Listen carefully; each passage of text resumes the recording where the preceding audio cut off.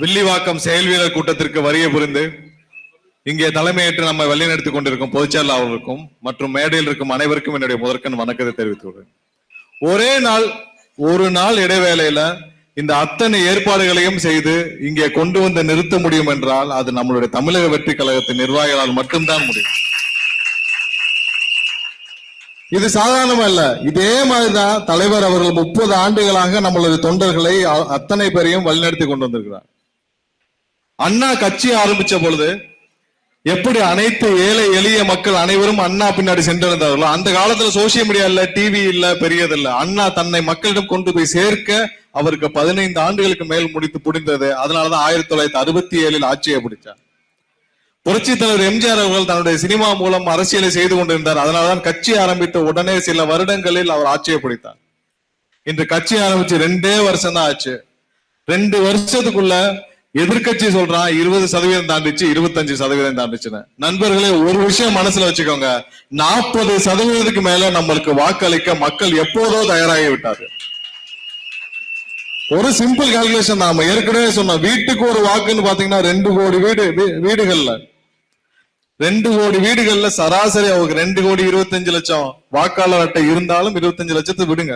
2 கோடி வாக்காளர் அட்டைக்கு 2 கோடி வீடுகள்ல ஒரு ஓட்டுனால 40% நம்ம தாண்டிட்டோம். இது ரொம்ப சராசரியான கணக்கு. சாதாரணமாக ஒரு மக்களுடைய செல்வாக்கு ஒரு தலைவருக்கு 20% தாண்டி விட்டாலும் அது வேவு தான். உண்மையா ஏதாவது ஒரு இடத்துல சொல்லுங்க, இன்னைக்கு திமுக எந்த இடத்துல வாக்குகள் கம்மியா இருக்குன்னு சொன்னா கண்ணை மூடி சொல்லலாம், தென் தமிழகத்துல திமுகவுக்கு வாக்குகளே கிடையாது, கொங்கு மண்டலத்துல கிடையாதுன்னு.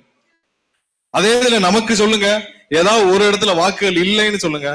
கன்னியாகுமரி முதல் இங்க கும்மிடிப்பூண்டி வரை எல்லா இடத்திலும் சராசரியாக ஒரே மாதிரியான வாக்கு சதவீதம். எதுக்குன்னா இதுதான் ஒட்டுமொத்த மக்களும் நம்மளுடைய தலைவருக்காக ஒரு மாற்றத்தை விரும்பி வாக்களிக்க தயாராகிவிட்டார்கள். ஒண்ணு நீங்கள் உங்களை குழப்பிக் கொண்டிருப்பார்கள். நீங்க எப்பயும் குழம்பாதீங்க.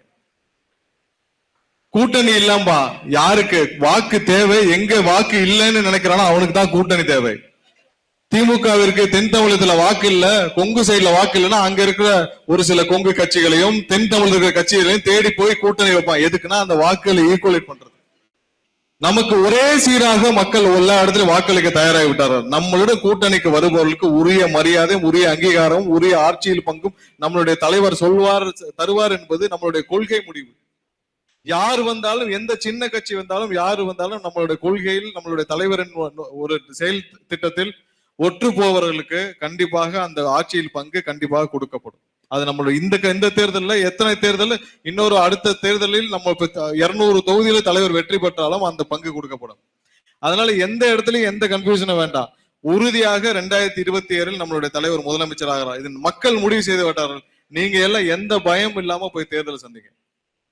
மத்த கட்சிக்கு தான் போதீங்கன்னா ஒரு தேர்தலுக்கு உள்ள போறதுக்கே, இப்ப நீங்க வில்லிவாக்கத்துல உள்ள போறதுக்கே எல்லாரும் பயந்து போகணும். அதிமுகவோ திமுகவோ ரொம்ப யோசிச்சு போவாங்க. ஒவ்வொரு இடத்துலயும் போய் செட் பண்ணி வச்சுட்டு போவாங்க. முதல்லயே போய் தட்டெல்லாம் கொடுத்து பூவெல்லாம் கொடுத்து செட் பண்ணிட்டு போவாங்க. உங்களுக்கு அப்படி இல்ல. வீடுகளுக்கு போனால் ஒவ்வொரு வீட்டுல இருக்கிற பெண்களும் குழந்தைகளும் உங்களை வரவேற்று உள்ளே அனுமதிப்பாரு. இதுதான் இருக்கிறதுலே கஷ்டமான விஷயம். ஒரு தேர்தலில் போய் நம்ம தேர்தலில் மக்களை சந்திக்கிறது தான் கஷ்டமான விஷயம். அதுக்குதான் இன்னைக்கு இருக்க திமுகவோ அதிமுக மற்ற கட்சிகளை பயப்படுறது.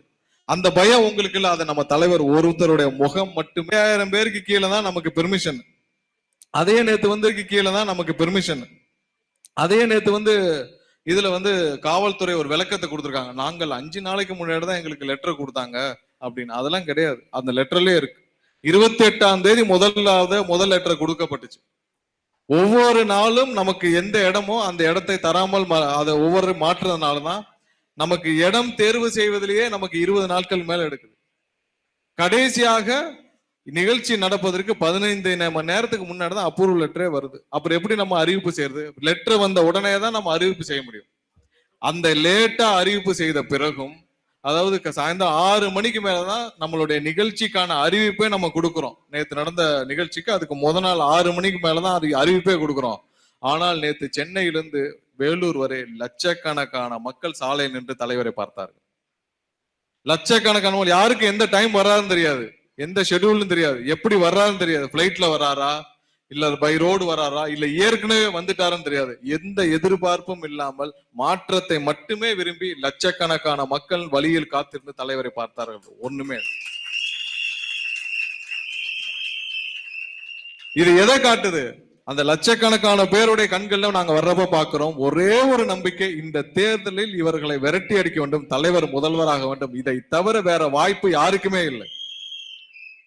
அண்ணன் செங்கோட்டையன் அவர்கள் உட்பட இங்க எல்லாரும் பல தேர்தல்களை பார்த்திருப்பார்கள், பல தேர்தலில் வேலை செஞ்சிருப்பாங்க. அண்ணன் ஜெயசெடி அவர்கள் இதே வெள்ளிவாக்கத்தில் 1980 வெற்றி பெற்றிருக்கிறார்.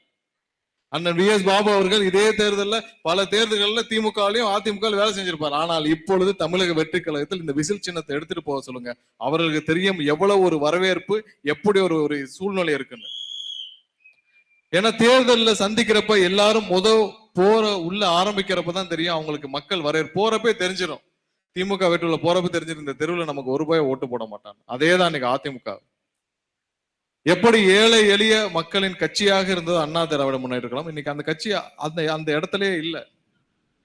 எல்லா முன்னாடி சொல்லுவாங்க, எந்த கூட்டத்திலையும் எடுத்து சொல்லுவாங்க, எப்படி ஒரு எளியவரான ஒரு தனபால் என்ற ஒரு எம்எல்ஏ அவர்களை அமைச்சராக்கி சபாநாயகரைக்கு அழகு பார்த்தாரோ அம்மா அப்படின்னு சொல்லுவாங்க. எல்லா தேர்தலிலும் அவருடைய தேர்தலில் பேசக்கூடியது அந்த மூத்தவர் பெரியவர் தனபால், ஐயா தனபால் அவரின் மகன் கடந்த வாரம் நம்மளுடைய தமிழக வெற்றி கழகத்தில் தலைவர் முன்னிலையில் நம்ம கட்சியில் இணைந்து விட்டார். இப்போதே தெரியும் இது ஏழை எளிய மக்களுக்கான கட்சி தமிழக வெற்றி கழகம் மட்டும்தான். வேற யாருக்கும் நம்பிக்கை இல்லை, எந்த தரப்பினருக்கும் நம்பிக்கை இல்லை. ரொம்ப கவலைப்படாம பணியாற்றுங்க. இதே மாதிரியான செயல்வீரர் கூட்டம் தமிழகம் முழுவதும் நடக்கும். ஒரு நாள் போதும் நம்ம மக்கள்லாம் வந்துருவீங்க. ஒவ்வொரு இடத்துலயும் உங்களை ஒரே பணம் கொடுக்க முயற்சி செய்வார்கள். மக்களுக்கும் நல்லா தெரியும், பணத்தை வாங்கிட்டு நமக்கு தான் ஓட்டு போடுவாங்க. எல்லாரும் பணம் கொடுத்தா என்ன பண்ணுவாங்க? அதிமுகவும் பணம் கொடுப்பாங்க, திமுகவும் பணம். எல்லார்ட்டையும் மக்கள் இன்னைக்கு நல்ல முடிவுல இருக்காங்க, எல்லார்ட்டையும் வாங்கி வச்சுக்கிடுவாங்க. ஏன்னா அவங்களுக்கு தெரியுது அவங்க பணம் தான். இன்னைக்கெல்லாம் ஒரு நேரு அவர்களுடைய பட்டியல்லாம் வெளியாகுது. அந்த பட்டியலில் வெளியாற பாத்தீங்கன்னா சும்மா அசால்ட்டா 150 டிரான்ஸ்ஃபர்ட், 120 டிரான்ஸ்ஃபர்ட், எல்லாம் 150 crore இல்ல 120 crore தெரியல. ஒரே ஒரு மினிஸ்டர் அவருடைய ஒரு பிஏட்ட பிடிச்ச பணம் மட்டுமே கிட்டத்தட்ட 1000 கோடிக்கு மேல ஊழல். அந்த நேருக்கு 22 பிஏ இருக்காங்க. அப்ப இருக்கிற மீதி எல்லா அமைச்சருக்கும் அவங்களுக்கு 20 பிஏட்டையும் பிடிச்சீங்கன்னா அதுவே பல லட்சம் கோடி.